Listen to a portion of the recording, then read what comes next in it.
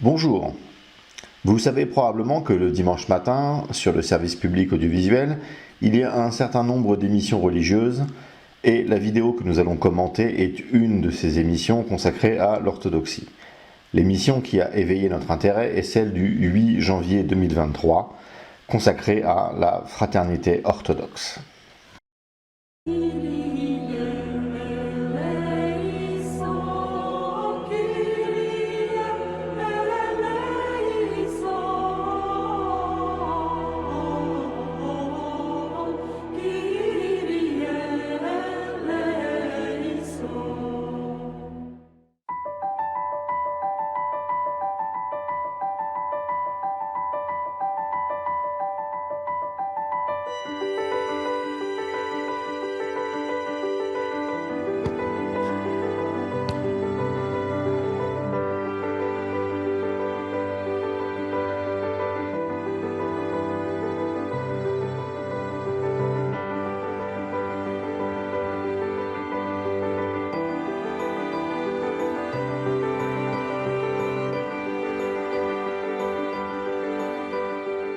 Nous sommes donc dans la maison diocésaine d'accueil catholique à Merville, à une quarantaine de kilomètres de Lille. Remarquons d'emblée la réunion qui se tient dans un cadre de bonnes relations œcuméniques. C'est l'Église catholique romaine qui a prêté un de ses bâtiments pour que puisse se tenir ce congrès.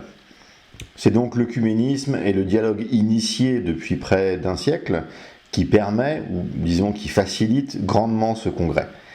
Et déjà, immédiatement, un orthodoxe formé, soucieux, instruit, devrait se dire que quelque chose ici ne va pas. Est-ce que saint Athanase d'Alexandrie quémandait des locaux aux Ariens égyptiens pour se réunir? Est-ce que les iconodules logeaient chez les iconoclastes? Alors on va me dire, on ne peut pas comparer les catholiques romains à des hérétiques tels que le furent les Ariens et les iconoclastes. Et pourtant, force est de constater que les catholiques romains ont basculé dans le schisme, puis dans l'hérésie. Dans les hérésies, devrais-je même dire, filioque, infaillibilité du pontife romain, autorité juridictionnelle universelle du pontife romain, immaculée conception de la Vierge Marie, communion sous une seule espèce, etc. etc. Donc, s'il ne nous appartient pas de hiérarchiser les hérésies, de considérer qu'elles sont plus ou moins dangereuses pour le salut, ce qui nous est demandé est de ne pas souscrire à l'une d'entre elles, quelle qu'elle soit. Alors qu'on ne se méprenne pas ici, il ne s'agit pas de ne pas avoir de connaissances ou même d'amis qui ne soient pas orthodoxes. Il s'agit de ne pas sortir des limites qui nous ont été transmises pour une orthodoxie sérieuse. Se réunir chez les catholiques romains, travailler à une future unité avec les catholiques romains doit éveiller à minima chez quelqu'un de sérieux un sentiment de rejet. Nous voudrions apporter ici quelques précisions d'ordre canonique, de façon à ce que les décrets de l'Église ne soient pas vécus et appliqués comme quelque chose de contre-productif. Prenons un exemple. Vous passez le week-end chez un ami catholique qui vous demande de célébrer un office de vêpres orthodoxe, chez lui, dans son salon. Rien dans le droit canon ne s'y oppose. Ce qu'il faut bien, évidemment, c'est que vous ne fassiez pas de mélange syncrétique bizarre, improvisé avec un office romain, et il faut que ce soit vous seul qui meniez la prière. Ainsi, vous témoignez de la beauté de nos offices de prière, et qui sait ce que cela peut provoquer chez votre ami. Imaginons maintenant que votre ami soit un catholique dévoué, et qu'il ait même carrément aménagé une chapelle privée. Il ne faut pas non plus tomber dans les extrémités pharisiennes, et croire que sa foi romaine aurait souillé le lieu et l'aurait rendu impropre à un office orthodoxe. Ce que le droit canon dit, et vous pouvez voir aussi les commentaires du Pédalion pour vous convaincre de l'esprit des canons, c'est qu'il est interdit d'aller, en tant qu'orthodoxe, à une prière organisée par un groupe de gens se rattachant à une institution hérétique. La fraternité, ici, est coupable non pas de prier seule dans un lieu habituellement catholique, mais bien de sa participation à l'œcuménisme qui lui vaut la jouissance du lieu. On ne peut pas obéir au droit canon, mais accepter les fruits de la désobéissance. Nous sommes réunis ici dans le cadre du 17e congrès de la fraternité orthodoxe en Europe occidentale, 17e congrès, cela veut dire donc que la fraternité existe déjà depuis un peu plus de 50 ans. Et pour resituer le contexte de l'apparition de cette fraternité, qui est celui des émigrations orthodoxes sur cette terre française en Europe occidentale.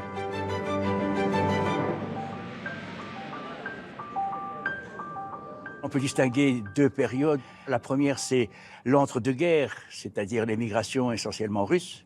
Et après la Deuxième Guerre, d'autres venus des autres pays orthodoxes qui, entre autres, ont été sous le joug du pouvoir communiste et donc qui a provoqué de nouvelles émigrations roumaines, serbes, plus ou moins détendues. Et en définitive, donc, cette multiplicité d'émigrations a posé le problème d'une superposition de juridiction, puisque contrairement à l'organisation de l'Église catholique, l'Église orthodoxe est plus ou moins décentralisée, et cette décentralisation a correspondu en définitive aux frontières nationales. Et donc les églises orthodoxes, dans l'ensemble, sont devenues des églises nationales. Quand on est dans son pays, Russie, Roumanie, Bulgarie, on ne s'en aperçoit pas. Mais quand on est sur une terre étrangère, alors nous pouvons parler de dispersion qui a donc fait appel à des regroupements et une reconnaissance mutuelle. Et c'est ce qui s'est passé donc après la Deuxième Guerre. Il y a eu un mouvement, d'ailleurs initié plutôt par des Français venus à l'orthodoxie, parce qu'ils sont venus à l'orthodoxie, mais ils ont bien compris qu'il y avait quand même cette difficulté, cette tension due à la dispersion en réalité, et je dirais une certaine rivalité même entre les églises nationales. Père Jean, nous nous connaissons. Et permets-moi donc de t'interpeller directement au cas où tu regarderais cette vidéo. Tu sais très bien que le droit canon de l'Église règle ce problème depuis le IVe siècle, depuis le concile de Nicée. Le canon 8, en effet, et tu le sais mieux que moi, stipule qu'il ne peut pas y avoir deux évêques dans une même ville. Sous-entendu, un diocèse est un découpage géographique qui est administré par un seul évêque.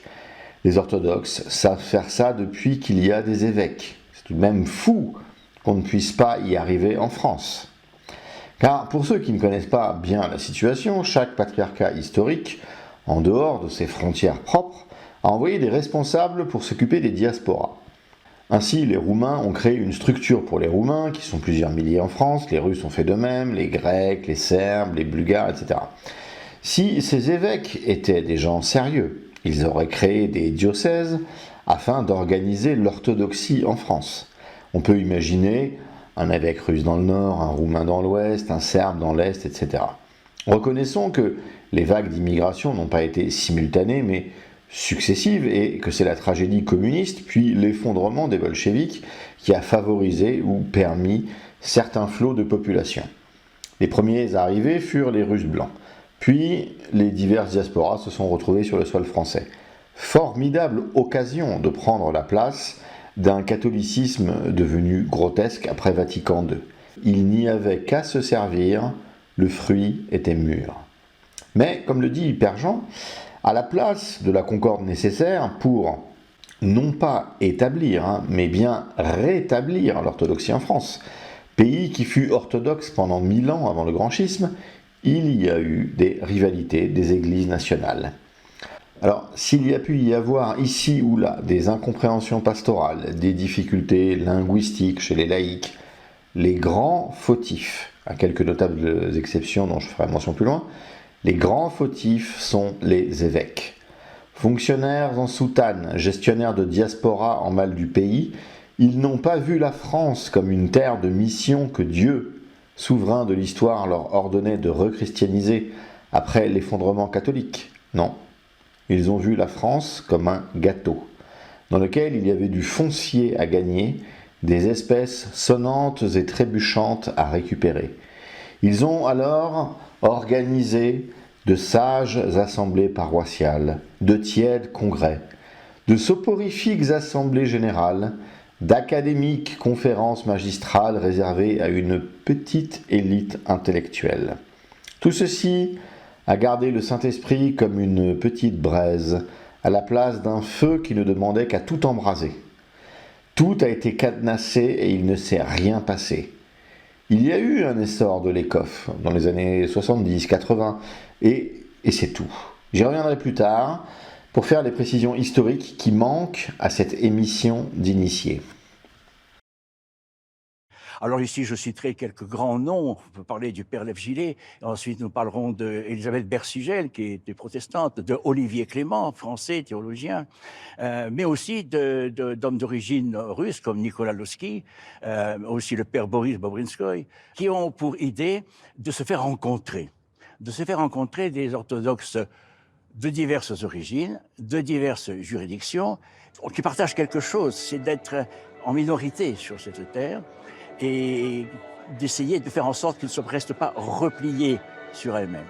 Et c'est ainsi donc que se sont constitués plusieurs mouvements. Le premier, c'était le comité de la coordination de la jeunesse orthodoxe, auquel succédera la fraternité orthodoxe en Europe occidentale.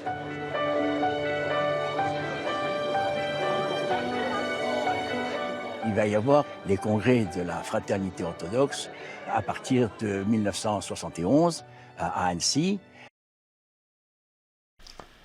Rentrons plus en détail maintenant dans ce qu'est la fraternité orthodoxe, qui est tout de même le sujet de ce reportage que nous commentons. La fraternité a voulu être un lieu de rencontre pour les orthodoxes de différentes origines, de différentes juridictions.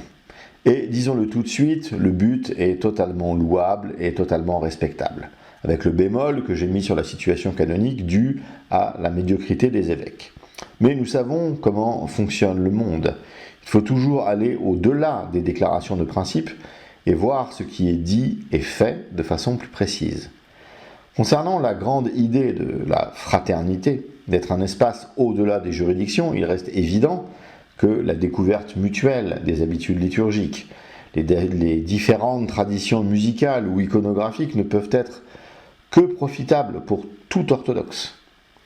Mais pour bien saisir ce qui s'est joué historiquement avec la fraternité, il faut revenir à la destinée historique de l'Église orthodoxe en Russie. Sans cette histoire, on ne saisit pas ce que représente la fraternité dans le paysage orthodoxe français. Ce qu'elle a fait, ce qu'elle n'a pas fait, pas pu faire, pas voulu faire, ne peut se comprendre sans une connaissance a minima de l'histoire de l'Église russe, histoire dans laquelle, pour le monde officiel, il y a toujours un grand absent, l'Église russe hors frontières. Je vais essayer de retracer cette histoire très synthétiquement et rapidement, car le sujet n'est pas directement celui-là. En Russie, le patriarcat avait été supprimé par Pierre le Grand au XVIIIe siècle. En 1917, jour de la Dormition, l'Église russe tint un concile connu sous le nom de Concile de Moscou. Le patriarcat est restauré et Tikhon devient patriarche. Quelques semaines plus tard seulement, la révolution éclate et les bolcheviks prennent le pouvoir. Une partie des évêques part à l'étranger, ils formeront, avec la bénédiction du patriarche Tikhon, ce qui est connu sous le nom d'Église russe hors frontières. Pour ceux qui restent en Russie, schématisons par les deux grandes voies. Première voie, le martyre dans le goulag et la clandestinité, ou bien, seconde voie, la soumission aux bolcheviks dans une église marionnette. Les orthodoxes clandestins et non soumis aux bolcheviks prendront le nom glorieux d'église des catacombes, en référence aux chrétiens des premiers siècles. Les autres deviendront le patriarcat de Moscou. L'église russe hors frontières, connue souvent sous l'acronyme anglophone ROCOR, fuit en Serbie, puis en France, puis aux USA. En Europe occidentale, un des évêques auxquels Tikhon avait donné la responsabilité pastorale se détache de l'église russe hors frontières, puis rejoint le patriarcat de Constantinople. C'est le métropolite Euloge. Alors je ne vais pas rentrer dans les détails des pourquoi et des comment, des trajectoires de chacun, mais l'on se retrouve avec trois structures ecclésiales russes. Les hors frontières, les fidèles à Moscou, les fidèles à Constantinople. Ce qui est intéressant dans toute la vidéo, c'est qu'il n'est question que de Constantinople et de Moscou. À mots voilés par allusion, mais l'église russe hors frontières, dont les contributeurs de cette chaîne sont issus, n'existe pas.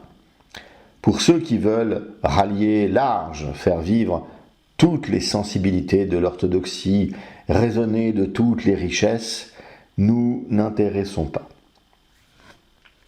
Une fois que l'on voit cette disposition en 3 branches, Rocor, Moscou et archevêché lié à Constantinople, il ne reste plus qu'à mettre les personnages importants dans les branches adéquates. Jusque 2018, l'Institut de théologie Saint-Serge de Paris et la crypte de la rue d'Aru étaient de l'archevêché, et donc dépendant canoniquement de Constantinople. Les noms de théologiens tels qu'Alexandre Schmemann, Serge Bulgakov ou Georges Florovsky sont liés à cette histoire. Moscou, dans les personnalités connues, peut compter le métropolite anglais Antoine Bloom, connu sous le nom d'Antoine de Souroge, ainsi que le théologien Vladimir Lossky. Et enfin, côté russe hors frontières, on notera comme personnalité marquante pour les Français le théologien Séraphim Rose et bien évidemment l'évêque Saint-Jean de Shanghai. Il est important d'avoir cette répartition à l'esprit afin de savoir qui parle et d'où il parle. Je parlais tout à l'heure des évêques et de leur responsabilité devant l'histoire et devant Dieu par rapport à l'établissement d'une juridiction orthodoxe en France. Maintenant que nous avons le recul nécessaire, nous pouvons répondre à cette question: qui a œuvré véritablement, non pas en parole, mais en acte? Saint-Jean de Shanghai. C'est Rocor qui a fait le nécessaire pour qu'il y ait une orthodoxie française. Et il y a une grande nuance entre une orthodoxie francophone et une orthodoxie française. C'est lui qui a pris la décision d'ordonner l'évêque Jean Kowalewski au sein de la structure appelée ECOF, Église catholique orthodoxe de France. Et pour ceux qui connaissent les dessous de l'histoire, dès ce moment, l'évêque Jean Kowalewski a été la cible d'attaques permanentes de tous ceux qui appellent la naissance d'une orthodoxie française avec leur bouche et dont tous les actes prouvent l'exact contraire. Monseigneur Jean, souvent appelé F. Graf, est ordonné par Saint Jean de Shanghai en 1964. Il mourra en 1970. La dette de tous les orthodoxes français à son égard est immense. Sans lui, vous ne seriez probablement pas sur cette chaîne YouTube à nous écouter aujourd'hui. On peut lister de nombreuses erreurs ensuite de la part de Monseigneur Jean. La principale, probablement, en la personne de son successeur, qui a fait de l'ECOF quelque chose de non orthodoxe. Cette orthodoxie française que nous appelons tous de nos voeux ne passera plus par l'ECOF, dont les manquements canoniques ont même effrayé le patriarcat roumain, qui pourtant s'effraie difficilement. Et c'est à l'occasion de ce congrès que Olivier Clément, que je citais à l'instant, a dit « vous avez besoin les uns des autres ». C'est intéressant de voir que c'est un Français venu à l'orthodoxie, qui s'adresse aux orthodoxes de souche, je dirais, qui voit qu'il y a des orthodoxes de diverses origines, qui ne semblent pas toujours se connaître, qui ne semblent pas toujours se reconnaître et s'accepter, et qui dit, mais voilà, nous avons besoin de vous, vous avez besoin de nous. Tout ça, c'est pour s'orienter vers une orthodoxie locale, et être tous orthodoxes, ici et maintenant, ensemble. Or, vous voici ici, orthodoxes, jeunes, nombreux. Cela signifie, entre autres, 2 choses. D'abord que vous avez besoin les uns des autres pour vivre l'orthodoxie. Ensuite, qu'il y a pour l'orthodoxie un avenir, c'est-à-dire un service dans ces vieilles terres de langue française. Une lourde histoire pèse sur vous, traversée de grandes images tragiques, des guerres civiles, des persécutions, des expulsions. Vous êtes différents par vos origines, par vos juridictions, par l'intérêt que vous portez à l'orthodoxie. Certains voient surtout dans l'orthodoxie un lien avec la terre des pères, avec l'âme profonde de leur peuple. D'autres cherchent en elle le sens et la plénitude de leur vie. La plupart pratiquent, d'une manière ou d'une autre, ce que j'appellerais le mariage des cultures. C'est à l'amour qu'on vous reconnaîtra, dit l'Écriture. Que ce congrès, pour vous, soit d'abord la fête de la rencontre, la fête de cet amour, qui pour nous n'est pas d'abord un mot, un sentiment, un instinct ou un idéal, mais un visage, le visage du ressuscité. La personne qui intervient est Olivier Clément. C'est une des personnalités de l'orthodoxie en France au XXe siècle. Elle a évolué au sein de ce 3e groupe russe lié à Constantinople dont je parlais précédemment. On notera la diction particulière et caractéristique d'Olivier Clément. Auteur de nombreux livres, il est présenté ainsi sur Wikipédia. Professeur au lycée Louis-le-Grand et à l'Institut Saint-Serge, homme de dialogue, d'ouverture et de tolérance, questionnant la modernité, porte-parole d'une orthodoxie ouverte au monde et au dialogue œcuménique, il est l'auteur d'une trentaine d'ouvrages et de très nombreux articles. Fin de citation. Il invite les jeunes à la rencontre, très bien. Mais au même moment, Monseigneur Jean fait les coffres. C'est un évêque sacré par Saint Jean de Shanghai. S'il y avait une dynamique à rejoindre, c'était celle-là. Surtout que les manquements canoniques que reprochera ensuite Saint Jean de Shanghai à Monseigneur Jean, c'est ce que Wikipédia appelle ouverture, tolérance, questionner la modernité et être ouvert au dialogue. Ces travers-là, Monseigneur Jean, malheureusement, les a eus également. Alors il faut maintenant s'interroger, pourquoi Monseigneur Jean n'a pas été soutenu par la fraternité orthodoxe, puisque le but était soi-disant de redonner à la France une structure ecclésiale orthodoxe. En 1964, tous les espoirs étaient permis. Que s'est-il passé? Difficile à dire, mais aujourd'hui, lorsque vous voyez les responsables historiques de la fraternité orthodoxe, ne voyez pas des gens qui prônent le rapprochement interjuridictionnel, ça c'est l'emballage. Voyez des gens qui ont tout fait pour que l'orthodoxie française n'arrive pas, ou tout du moins pour qu'elle n'arrive que par eux, selon leurs limites et paradigmes propres, ce qui revient finalement au même. Pourquoi ces blocages? On peut émettre deux théories principales. La première est celle que j'appellerais la compétition pour l'orthodoxie française. Il ne peut y avoir qu'une orthodoxie française. Mais laquelle? Celle de Constantinople ou une orthodoxie vraiment française? L'Institut Saint-Serge fut jusqu'en 2018 le promoteur d'une ecclésiologie quasi papiste, où Constantinople prenait la place de Rome. L'idée était de dire que les patriarcats existants gardaient leur territoire canonique hérité de l'histoire et que Constantinople aurait le reste du monde. Et la France était dans le reste du monde. Seconde théorie, celle de l'orientation par rapport à la modernité. Rochor, Moscou et l'archevêché étaient au final les émanations des lignes de fracture de la société russe. Rochor avait les tradis, les monarchistes et un anticommunisme farouche. Moscou était alors une marionnette du pouvoir communiste et l'archevêché était d'une certaine façon le représentant des forces progressistes russes qui avaient triomphé en février 1917. La question, consciente ou pas, était donc de savoir si l'orthodoxie française serait plutôt moderniste ou plutôt traditionnaliste, et la lutte s'est peut-être jouée également sur ce terrain. Monseigneur Jean, sacré évêque par un homme à l'orthodoxie exigeante, sérieuse et donc monarchiste, comme Saint Jean de Shanghai, a dû apparaître douteux, inadapté à la situation.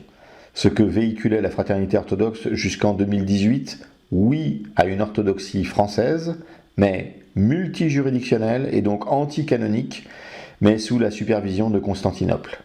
Les jeunes réunis ici avaient-ils conscience d'être l'enjeu de ce genre de lutte? Probablement pas. Les fraternités ont en effet toujours existé dans la vie de l'Église. Nous savons tous que l'Église s'est organisée dans les premiers siècles autour des communautés eucharistiques. De façon générale, cette fraternité trouve son sens théologique dans la vie de tous les chrétiens en Christ, qui est notre frère aîné en tant que fils unique et éternel de Dieu. Donc c'est une dimension tout à fait fondamentale de la vie en Église. Et les historiens nous rappellent que dès l'Église primitive, il y avait des confréries, des fraternités qui s'organisaient pour rendre un service à l'Église. Par exemple, au temps de l'Église des Catacombes, il y avait des confréries de laïcs qui s'occupaient de l'enterrement des personnes qui n'avaient pas les moyens d'organiser cet enterrement. Nous savons aussi qu'au moment où les premiers monastères se créaient, donc cette volonté de certains de se retirer du monde, il y avait des communautés de personnes qui prenaient la décision de rester dans le monde tout en vivant et en partageant une vie fraternelle. Tout au long de l'histoire du christianisme, ces fraternités, puis des mouvements d'église, de laïcs, comme on a pu les appeler par la suite, ont vu le jour et sont nés, disons, de façon spontanée, souvent en réaction à des événements de l'histoire, et ont eu pour rôle de combler finalement un manque dans la vie de l'Église que l'Église institution n'arrivait pas, pour une raison ou une autre, à combler. Je dirais qu'un changement dans la nature et la mission de ces fraternités est apparu avec la révolution russe et la fin de l'Empire russe. L'Église entre dans une nouvelle page de son histoire et avec la redécouverte de la responsabilité de chaque membre de l'Église. C'est une expérience qui a été vécue de façon très forte en émigration ici, au sein de l'émigration russe, où un certain nombre de théologiens et de laïcs, de fidèles, ont pris conscience que c'était à eux d'être maintenant responsables du destin de l'Église, de sa mission, de son unité, de son témoignage. Et c'est ainsi qu'en émigration ici sont apparues un certain nombre de fraternités. Et la fraternité orthodoxe se situe dans cette tradition, dans la continuité de tout cela. Les pacificateurs, car ils seront appelés fils de Dieu. Les confréries sont en effet une institution chrétienne antique qui voyait les laïcs agir pour des missions non exclusivement réservées au clergé. Cela pouvait être des activités liées à la bienfaisance qui est inhérente à la nature de l'Église. En Occident, il y eut d'innombrables confréries qui intervenaient sur des terrains aussi divers que le financement d'œuvres religieuses ou le secours aux nécessiteux. La fraternité nous est présentée ici comme une de ces confréries. L'intervenant nous confirme à mots voilés ce que je disais précédemment. Les laïcs orthodoxes ont vu que les évêques étaient totalement inaptes à régler la situation et à respecter le droit canon de l'Église, et ont voulu faire quelque chose par eux-mêmes. Mais il y a une grande naïveté dans cette démarche. Et vous ne pouvez pas forcer un évêque à faire ce que vous voulez. Et ceci nous montre une des choses dont meurt le monde orthodoxe officiel actuellement, la déconnexion entre le peuple et les évêques. L'usage de l'Église de faire choisir l'évêque par le peuple avec le consentement des autres évêques, usage orthodoxe antique, a aujourd'hui été substitué par une décision pyramidale totalement verticale. L'archevêché se souviendra encore longtemps de comment on leur a fait avaler l'élection de Monseigneur Job avant que Jean de Doumna ne reprenne les rênes de la structure. Nous y reviendrons. Donc, quelle est la situation pour eux? Des structures qui ne cooptent que le même type de personnes, sans adéquation et approbation des laïcs. Les laïcs se retrouvent donc avec des évêques qui représentent leurs patriarches eux-mêmes en harmonie avec les agendas des États qui les financent et qui leur offrent le caractère officiel qui dupe tant d'orthodoxes. Sachant cela, la création de la fraternité orthodoxe se comprend. Les laïcs frustrés de la médiocrité de leurs évêques voulaient faire bouger les choses et se rassemblent en créant cette entité. On pourra avoir une lecture plus cynique des événements. La fraternité a été créée pour canaliser et stériliser les volontés de création d'une orthodoxie française et pour que celle-ci n'advienne soit jamais, soit dans un cadre qui ne présenterait aucun danger pour personne. Ce qui est intéressant à souligner dans l'histoire de la fraternité orthodoxe, c'est qu'elle est née à l'initiative précisément de la jeunesse.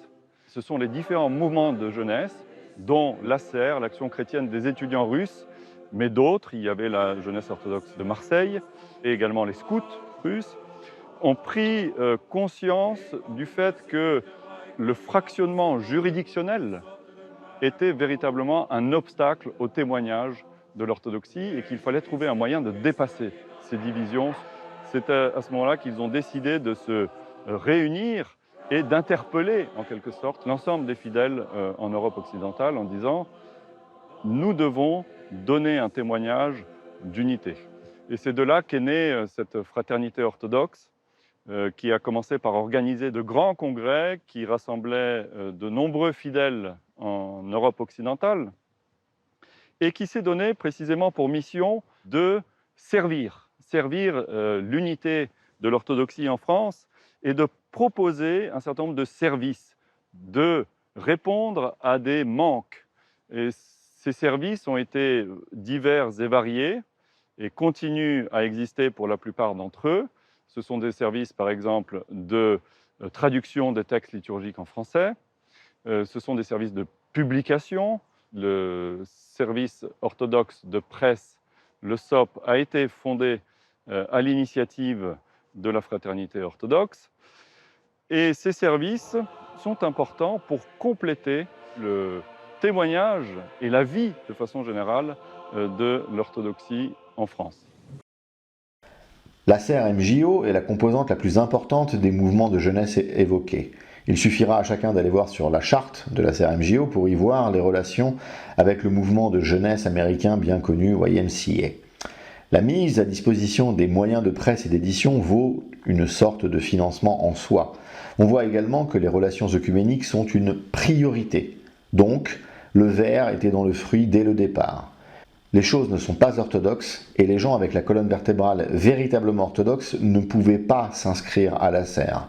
Bâtir une orthodoxie française demande à ce qu'elle soit orthodoxe. C'est une évidence presque tautologique qui ne pouvait au final que fracturer les gens. À mettre au crédit de la fraternité cette fois, ce sont toutes les publications dont il a été fait mention dans le domaine liturgique. Nous le verrons plus en détail lors de la présentation de leur calendrier.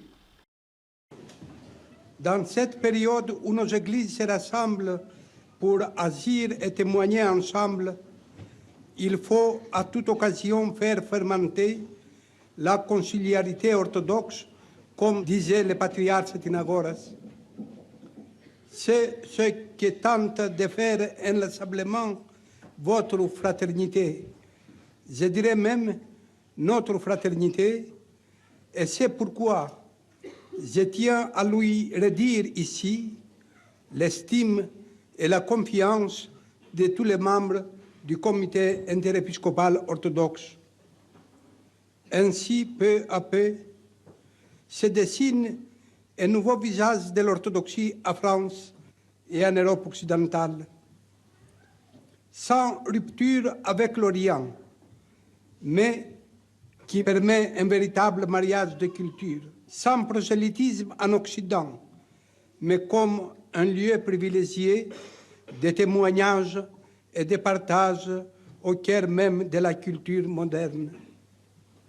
Que la grâce de notre Seigneur Jésus-Christ, l'amour de Dieu le Père et la communion du Saint-Esprit soient avec vous. Amen.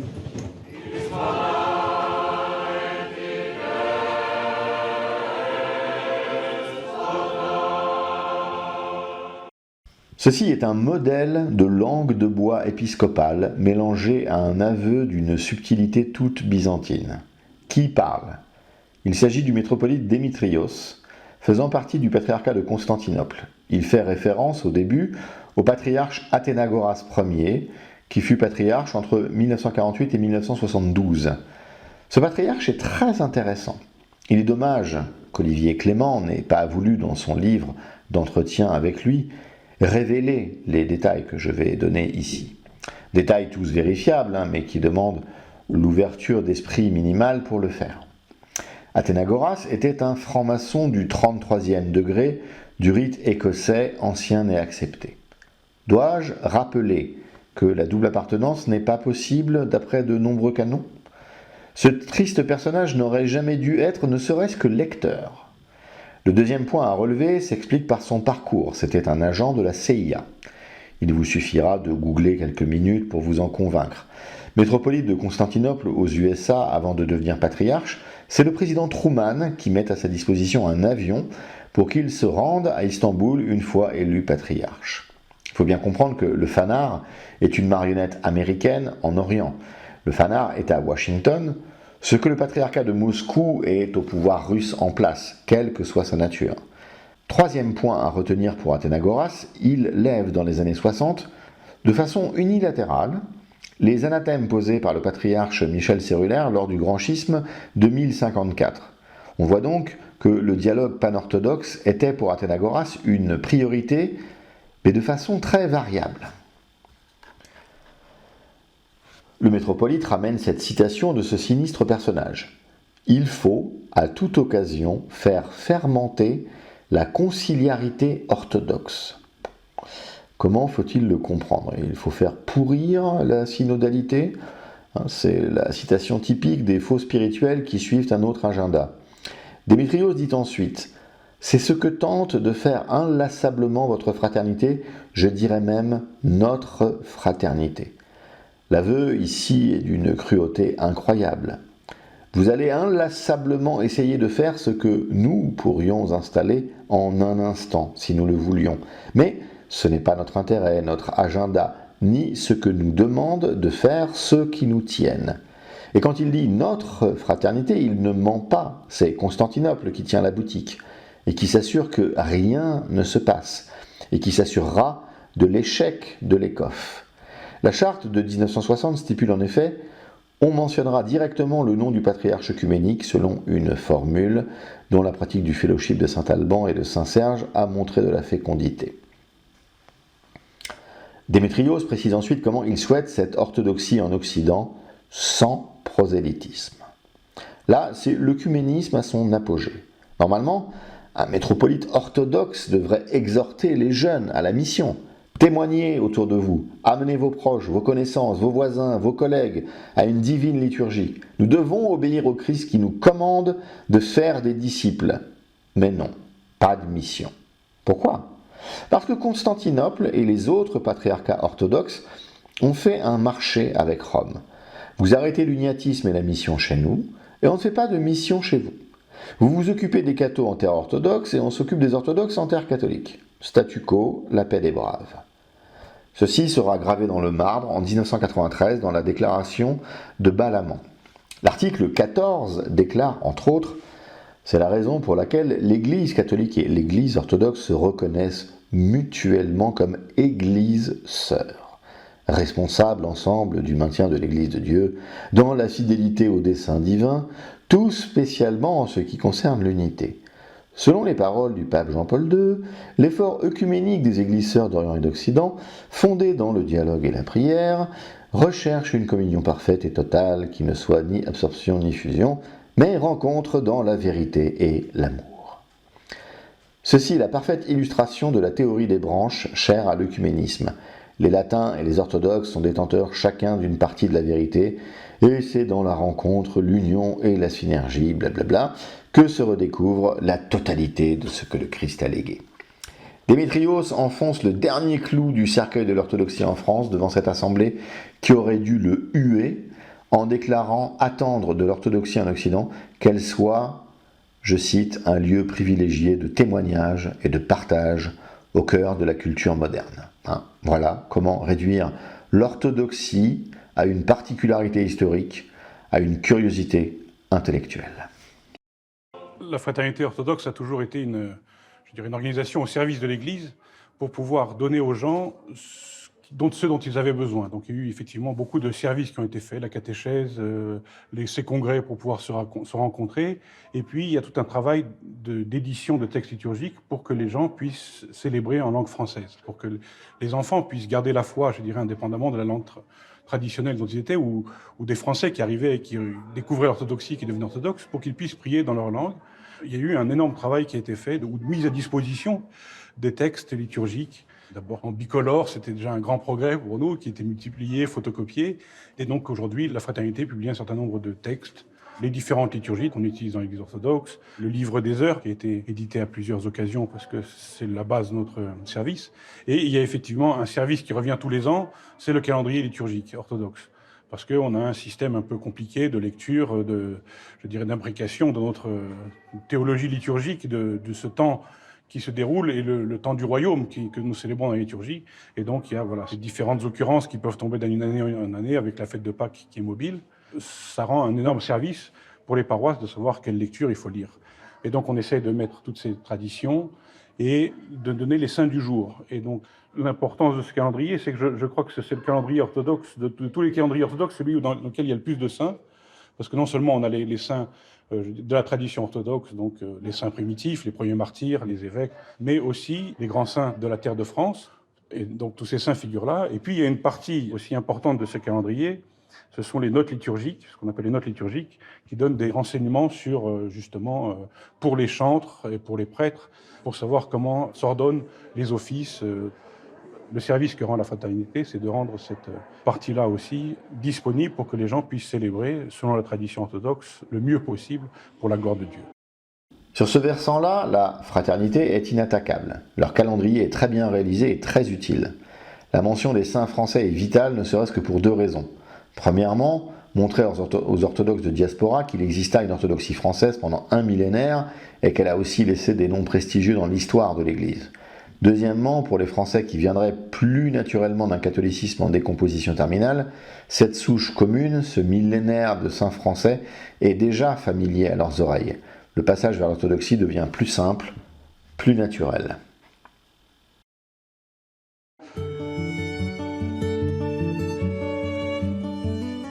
Pour pouvoir dire un jour, comme l'a dit Descartes, dubito ergo sum, il faut d'abord avoir pu dire credo ergo dubito. Pour pouvoir apprendre à douter et à être libre, il faut apprendre à croire.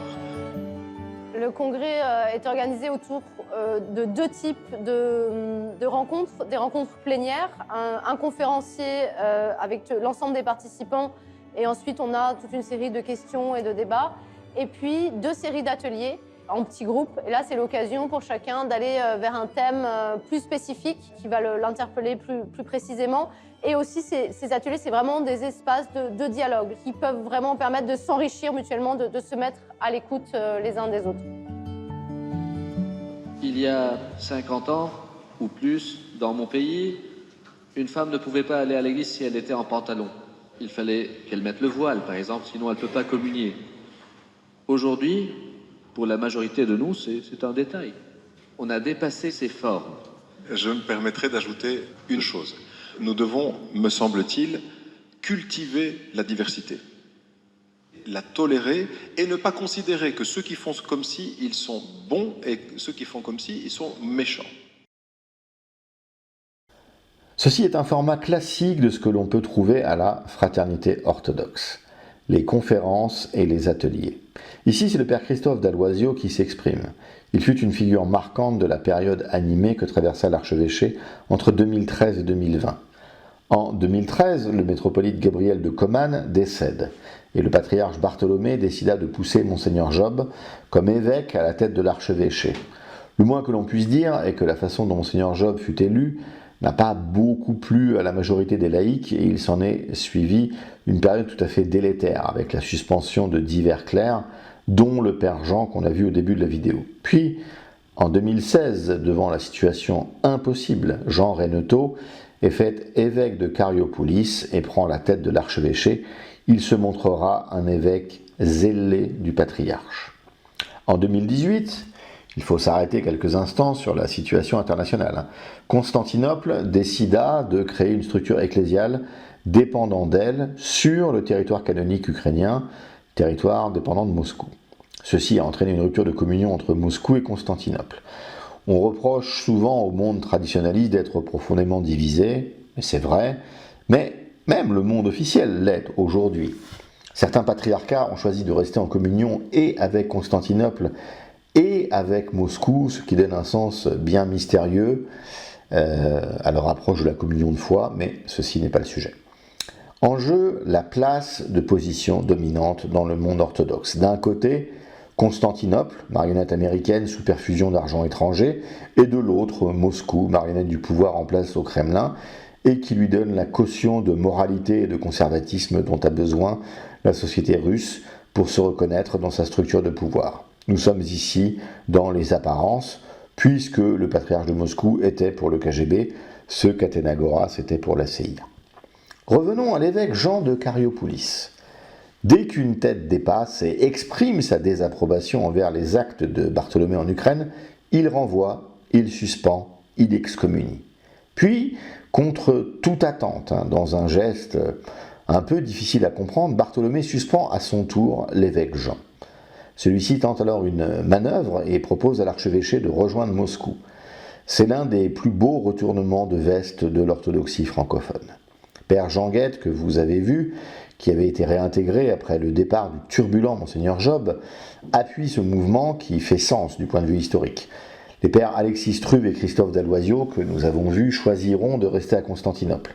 C'est toute cette histoire qu'il faut avoir à l'esprit quand on voit les uns et les autres agir et parler.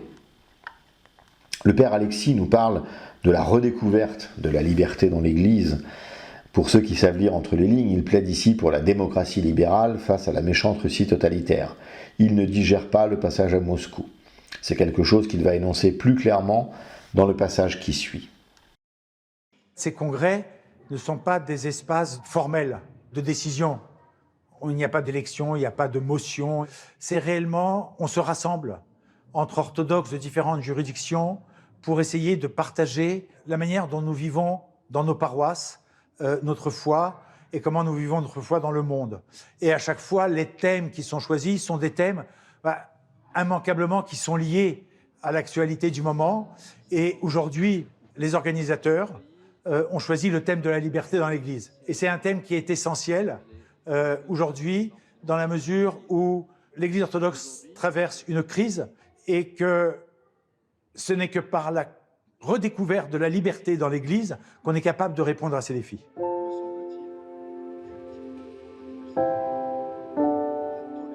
Je dirais qu'il y a essentiellement deux crises là, qui touchent particulièrement les participants.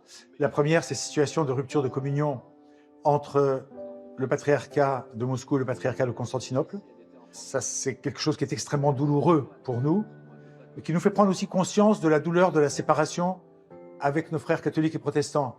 Et ça, c'est quelque chose qui est très important, et que ce sens de l'unité, il est essentiel pour que l'Église puisse vivre. Et puis, la deuxième raison qui donne de la profondeur à cette rencontre, c'est le fait qu'aujourd'hui, deux pays orthodoxes sont en guerre. Un pays orthodoxe a envahi un autre pays et bombarde et détruit un pays et nie une culture. Et aujourd'hui, à ce congrès, nous avons des personnes qui sont d'origine ukrainienne, nous avons des personnes qui sont d'origine russe, nous avons des personnes qui sont d'origine très diverses, des Français, bien entendu, des Libanais, et toutes ces personnes, eh bien, ensemble, nous essayons de réfléchir sur la meilleure façon de faire en sorte que l'Église puisse réellement témoigner du message de l'Évangile. Mais de l'intérieur de nous-mêmes, nous devons être changés. Et désormais, ce n'est pas parce que quelqu'un me dit de l'extérieur, et même si ce quelqu'un est Dieu, ne tue pas, que je ne vais pas tuer, mais parce que je suis appelé à aimer celui que je ne tue pas. Et celui que je ne tue pas, en général, ce n'est pas celui que j'aime, c'est celui que je n'aime pas. Donc apprends à aimer celui que tu n'aimes pas. C'est ça que m'enseigne le Christ. Et ce qu'il dit là est une vie nouvelle. Toutes les églises sont concernées par cette guerre. Nous sommes nombreux à être perturbés par l'attitude de l'Église de Russie et sur les discours qui sont tenus par ses responsables, qui sont, à notre sens, qui ne sont pas des discours chrétiens. Et il y a là une réflexion, une recherche sur la manière dont on peut interpeller les églises, mais pour que ce soit utile.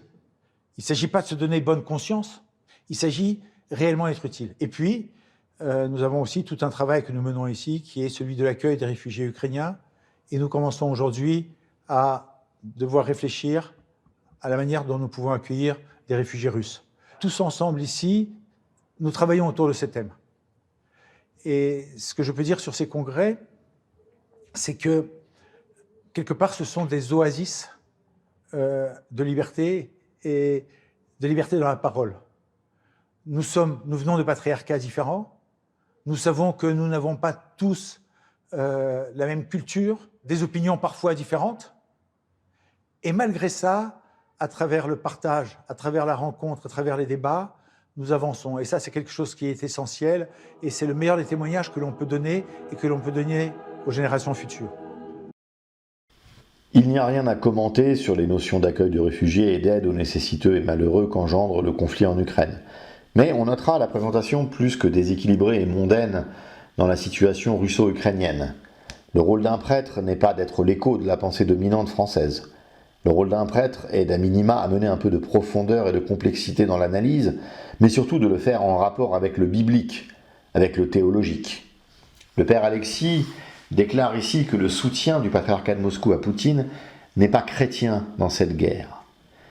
Ce n'est pas ce soutien qui donne au patriarcat de Moscou son caractère non chrétien. C'est sa participation active à l'œcuménisme depuis qu'il existe. C'est sa participation aux prières communes interdites par le droit canon. C'est de n'avoir jamais fait l'inventaire de son passé de collaboration avec les bolcheviks.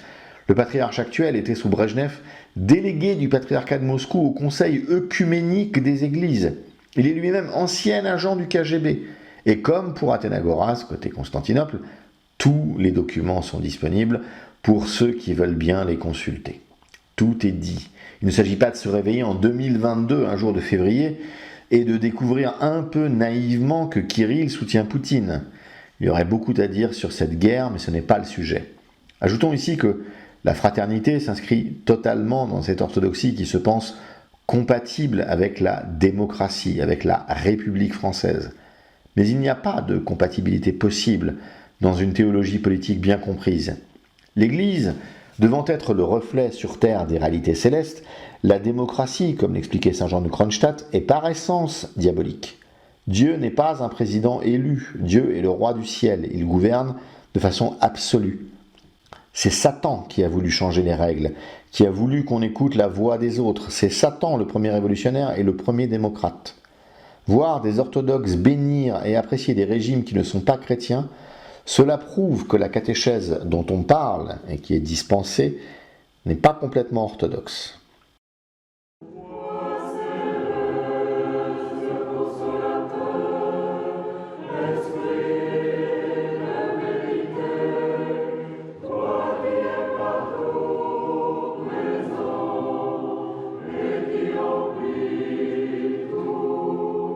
Ce travail doit finir par toucher les cœurs.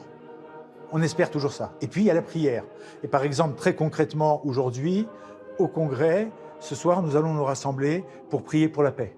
Nous prions pour la terre d'Ukraine qui est souffrante et nous prions également pour toutes les victimes de cette guerre sans regarder les nationalités. Seigneur notre Dieu, jette ton regard miséricordieux sur la souffrance et les cris de douleur de tes enfants en guerre, en particulier ceux qui sont en Ukraine. Délivre les peuples ukrainiens et russes de la guerre dévastatrice. Mets fin à l'effusion du sang et arrête le cours des malheurs actuels. Ne laisse pas sans abri ceux qui sont chassés de leur maison. Conduis tous les peuples vers ta lumière et ta paix. Toi qui es la voie et la vérité et la vie, nous t'en prions, écoute-nous et pitié. Cette prière dédiée à la paix mérite aussi un commentaire. La divine liturgie prie déjà dans la grande ecténie pour la paix dans le monde. On peut répéter les choses si on croit que Dieu ne comprend pas le message qui s'élève déjà à chaque liturgie. On peut aussi déclarer précisément la problématique de la terre d'Ukraine. Pourquoi pas ? Mais on peut penser que Dieu connaît bien la situation aussi et qu'il n'était pas forcément nécessaire d'apporter toutes ces précisions. Je ne sais pas si, quand l'OTAN a bombardé la Serbie avec de l'uranium appauvri il y a quelques années, est-ce que la fraternité a fait des prières dédiées ? Je l'espère. Je ne sais pas si, quand les USA et leurs larbins ont détruit l'Irak, la Libye et tenté de déstabiliser la Syrie, la fraternité orthodoxe a-t-elle fait des prières dédiées ? Je l'espère. La fraternité a-t-elle organisé des prières pour le Donbass martyrisé depuis 2014 ? Je n'en ai pas entendu parler. C'est probablement un défaut de communication de leur part ou d'attention de la mienne. Le père Alexis pense que ceci va ouvrir les cœurs. Nous verrons bien, la prière est quelque chose d'extraordinaire, on ne sait jamais. J'étais invité au congrès de la fraternité orthodoxe pour intervenir sur le lien entre la prédestination chez les pères de l'Église et l'actualité politique. Aujourd'hui, orthodoxes en Occident, nous sommes invités de donner un témoignage sur la relation entre notre vie, notre foi et notre implication en tant que citoyen. Du coup, ce congrès n'est pas seulement une rencontre, c'est un atelier de recherche, de pensée, et c'est un moyen de prolonger nos soucis qui viennent avec nous de nos pays et peut-être les régler dans une démocratie occidentale. Ce congrès est une rencontre qui dépasse les identités figées. En Christ, nous avons une identité composée et dynamique. Je suis né sur un autre continent et je me sens vraiment parmi mes frères dans ce congrès. Les chants liturgiques sont dans plusieurs langues. Les intervenants viennent de plusieurs églises et même de plusieurs confessions. Donc c'est la logique de ce congrès qui reflète vraiment la fraternité. Ce n'est pas seulement un slogan, c'est une expérience, c'est un vécu. Et je suis du patriarcat d'Antioche, ma langue liturgique est l'arabe. Et je me retrouve avec des frères qui viennent d'autres patriarcats, avec d'autres langues liturgiques, et nous sommes en communion, en union, dans le même calice. Et dans ces rencontres, il n'y a pas de séparation, il n'y a pas de division. Nous sommes tous fils de Dieu, tous chrétiens orthodoxes, en témoignage en Europe occidentale. Cette notion de témoignage semble être très importante pour les différents intervenants. Témoigner dans l'Antiquité, c'était donner sa vie pour le Christ et c'était accepter 1000 tourments. Plus personne ne témoigne comme cela aujourd'hui en France. L'orthodoxie officielle, c'est 15 minutes, certains dimanches matins sur France 2. Le patriarcat dont fait partie cet intervenant témoigne de la façon antique. Depuis que l'Occident, avec lequel cette orthodoxie mondaine a tant envie de dialogue, mais sans faire de prosélytisme, a choisi d'intervenir dans la région troublée du Moyen-Orient, le christianisme arabe, qui est liturgiquement superbe et que je vous invite à découvrir, a payé un tribut élevé à la déstabilisation engendrée par ce même Occident. La cohabitation avec la religion ultra tolérante qu'est l'islam, religion de paix et d'amour, d'émancipation de la femme. C'est toujours traduit par le fait que soit versé le sang des chrétiens. Mais il faut comprendre le cahier des charges auquel est tenue cette émission pour pouvoir être diffusée sur la télévision d'État. Nous ne pourrons jamais entendre ici dire les choses que l'orthodoxie dit sur l'avortement, puisque dire quelque chose contre l'avortement est même aujourd'hui répréhensible du point de vue pénal.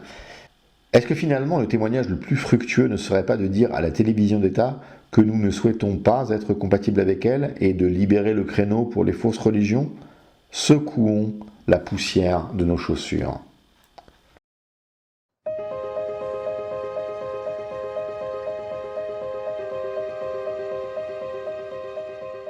J'ai connu la fraternité et le congrès en 2005 à Bordeaux.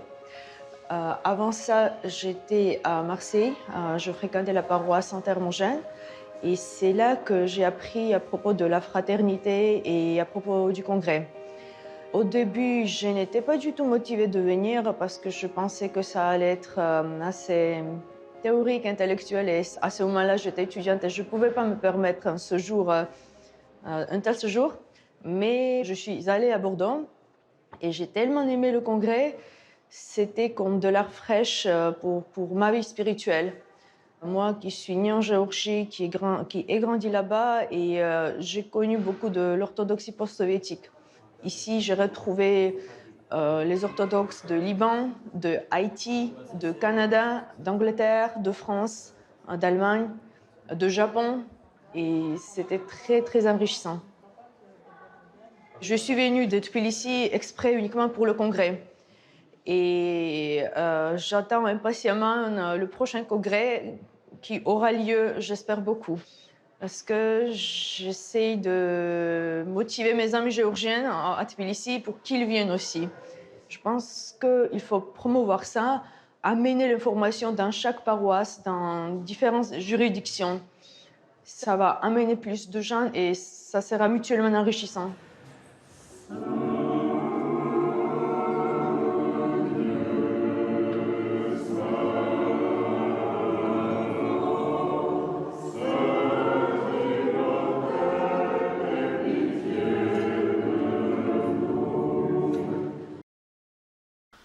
A priori, cette dame n'est pas du tout concernée par le fait de créer quelque chose au-delà des juridictions, en attendant l'hypothétique juridiction française dont la France a besoin. En ce cas, la fraternité devient simplement, entre guillemets, un lieu de rencontre et d'échange, et en ce cas, c'est fondamentalement positif. Mais est-il besoin de recourir à la fraternité pour cela ? Est-il besoin d'être sous la supervision du patriarcat de Constantinople, dont la seule présence est antithétique de l'orthodoxie ? La fraternité en tant qu'organisation est hautement questionnable, mais la fraternité en tant qu'opportunité de rencontre est hautement positive. Mais l'opportunité de rencontre peut très probablement s'envisager en dehors de ceux qui vont faire le programme, filtrer les conférenciers, filtrer les ateliers. Imagine-t-on un atelier intitulé « Constantinople, un siècle de violations canoniques » ou « Saint-Luc de Crimée, un faux saint de l'orthodoxie moderne ». L'idée de la fraternité orthodoxe, c'était précisément de manifester, d'exprimer cette unité des orthodoxes par-delà les divisions ou les fractionnements, disons, juridictionnels. Et donc l'idée qu'elle porte est une idée tout à fait noble et tout à fait traditionnelle et tout à fait orthodoxe, qui est celle qu'il y ait en Europe occidentale une seule Église orthodoxe. Cette idée qui a été portée par les pères fondateurs de cette fraternité, comme Olivier Clément, comme Nicolas Lossky, qui semblait réalisable à l'époque, dans les années 70. Mais il faut dire que la situation a fortement changé après la chute du communisme au début des années 90, où un afflux d'émigrés des pays appartenant à l'espace post-soviétique est à nouveau arrivé en France et qu'il y a eu une sorte de repli identitaire, aussi même une multiplication de juridictions, et que donc cet idéal s'éloignait. Je pense pour autant que l'idée est importante et qu'elle soit portée par des laïcs qui, en tant que membres pleinement du corps du Christ, ont une responsabilité pour le cheminement historique de l'Église. Eh bien, cette idée doit continuer à être portée par-delà les différentes difficultés qui se posent, qui aujourd'hui se multiplient. Voilà, donc je pense que ce congrès-là est important parce que même si nous ne sommes pas aussi nombreux que par le passé, nous continuons à témoigner de cette dynamique, de cet élan, de cet espoir que un jour naîtra ici, sur cette terre occidentale, une Église orthodoxe.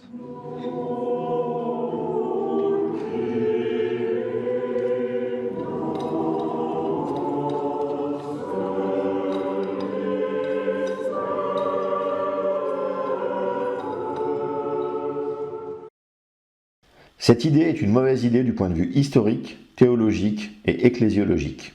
C'est une idée papiste à la sauce orthodoxe. On nous dit qu'il ne faut qu'une juridiction pour l'Europe occidentale.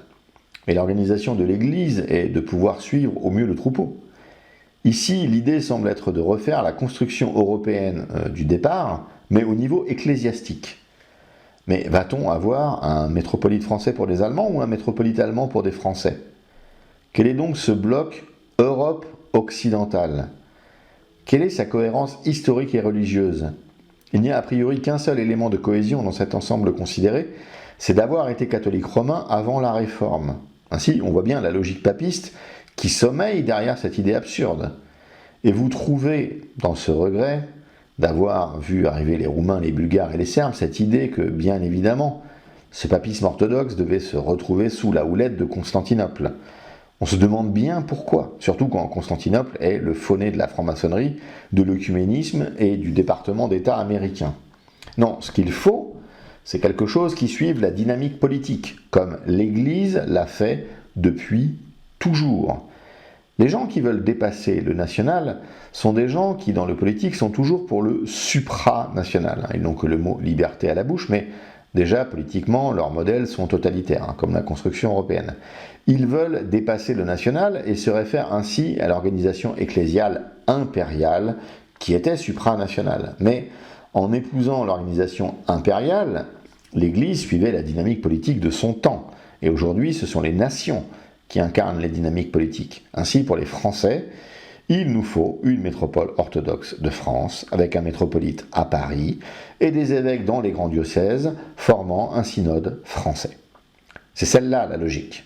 Les évêques orthodoxes actuels devraient être reconduits dans leur pays, ou intégrer éventuellement ce synode, après quelques décennies de pénitence pour toutes les violations canoniques dont ils se sont rendus coupables. Mais, comme disait Jésus, il vaut mieux des outres neuves pour du vin neuf, inutile de perdre son temps avec ce genre d'évêque. Mais ce sera au métropolite de discerner et à lui seul. La fraternité pensait la chose possible dans les années 70, mais ce qu'il s'est passé depuis 90 aurait rendu les choses plus difficiles. Mais on croit rêver. Entre les années 70 et 90, vous n'avez pas trouvé le moyen de créer une juridiction française. Regardez la lettre que la fraternité a envoyée au patriarche Bartholomé en 2009. Vous savez, le planteur de sapins. Nous avons été informés que dans quelques semaines se tiendra à Genève une réunion préparatoire préconciliaire qui abordera la difficile question de l'organisation de la présence orthodoxe en Occident. Nous plaçons notre espoir dans nos évêques pour la mise en conformité de cette organisation avec l'ecclésiologie de communion que nous confessons et que nous venons de vivre durant ces 3 jours. Nous prions votre sainteté d'entendre l'urgence de ce message et la détresse qui s'y exprime, et vous supplions pour que nos attentes soient prises directement en considération. En 2009, rien n'avait bougé, et en attendant une impulsion de Constantinople, il est fort à parier qu'on peut attendre un courrier en 2029, en 2049 et en 2069 pour le centenaire, et il ne se passera jamais rien. S'il est vrai que la fraternité est un espace de rencontre et qui ne veut surtout pas apparaître comme une institution, il n'en demeure pas moins que le seul fait d'organiser les choses revêt un caractère institutionnel. Et de ce point de vue-là, il se pose un problème, comme dans toutes les institutions existantes, et surtout ecclésiales, mais enfin de tous les mouvements bénévoles, spontanés, c'est un problème d'engagement des personnes. Donc il y a 2 dimensions. L'une, c'est relever les défis de fond par rapport aux problèmes qui peuvent se poser dans le monde et dans l'Église, mais l'autre, c'est d'avoir les personnes pour le faire. Si j'ose l'évoquer, c'est parce que je participe moi-même à des rencontres œcuméniques, et toutes nos églises ont des mouvements de jeunesse et tout, de partout, il y a une difficulté de recrutement. Il faut le dire.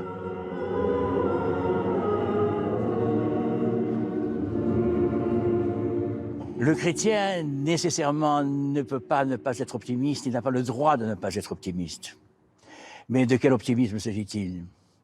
Il s'agit de l'optimisme de la confiance, il s'agit de l'optimisme de la foi dans le Christ qui est venu pour nous sauver. Ce n'est pas forcément un optimisme qui s'inscrit dans les institutions.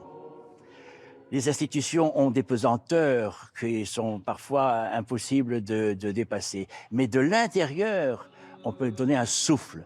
Prions le Saint-Esprit pour répondre aux défis de la modernité, les nouveaux défis de tout ce qui se passe et comment être chrétien orthodoxe ici maintenant, dans le respect des uns des autres. Pour reprendre la formule de Clément, vous avez besoin les uns des autres. J'oserais dire que nous avons incontestablement maintenant, tous les chrétiens, besoin de plus en plus les uns des autres.